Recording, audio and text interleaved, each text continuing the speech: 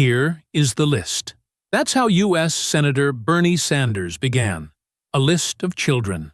Names printed in the Washington Post. Children killed by the Israeli military in Gaza. Sanders didn't speak in abstractions.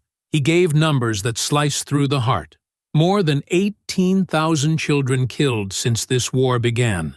Over 12,000 of them under 12 years old. More than 3,000 children have lost one or more limbs, their bodies torn apart, their futures erased. He looked at America and said, "These are emaciated children, bodies barely more than skeletons." This was not another polite Senate speech.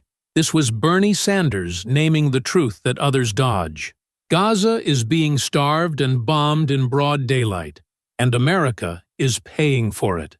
The American people are seeing miles and miles of rubble where cities and towns once stood, Sanders warned. They are seeing innocent people being shot down while they wait in line to get food. He didn't need to dramatize it. The horror speaks for itself. Over 1,000 people killed while standing in those lines because they were starving. Sanders reminded America, this isn't random chaos. Since October 2023, Prime Minister Benjamin Netanyahu and his extremist ministers have pursued a policy of destruction. Entire neighborhoods flattened, schools reduced to dust, hospitals bombed into silence, aid blocked for months. Despite these war crimes carried out daily and in plain view, Sanders said, the United States has provided more than $22 billion for Israel's military operations since this war began. Picture what Sanders described.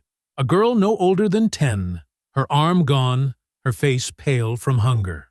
Behind her, a crater where her home used to be. She is one of thousands living in tents, waiting for food trucks that never arrive. These aren't accidents of war. These are the results of policy.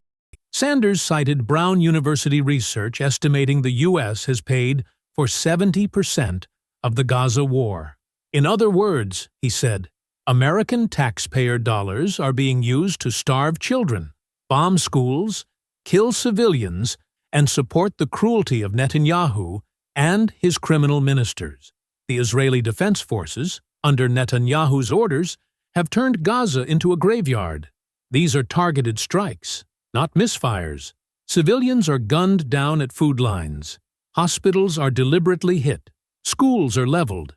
This is the deliberate dismantling of a people. International law calls this genocide.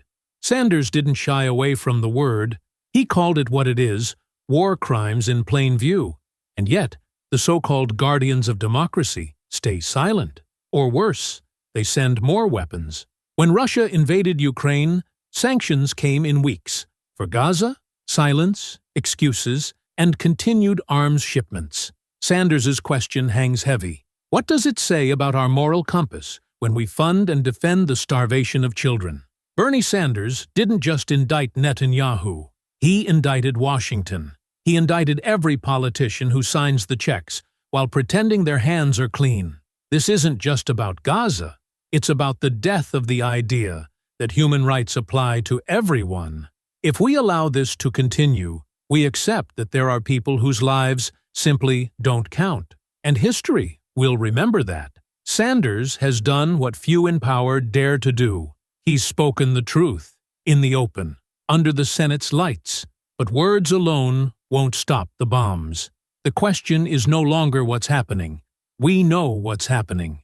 The question is, what will you do now that you've heard it? Will you stand with the oppressed or scroll past their screams? Because those names Sanders read are not just ink. They are children whose laughter will never be heard again. History is watching, and it will remember whether you stood up or stayed silent.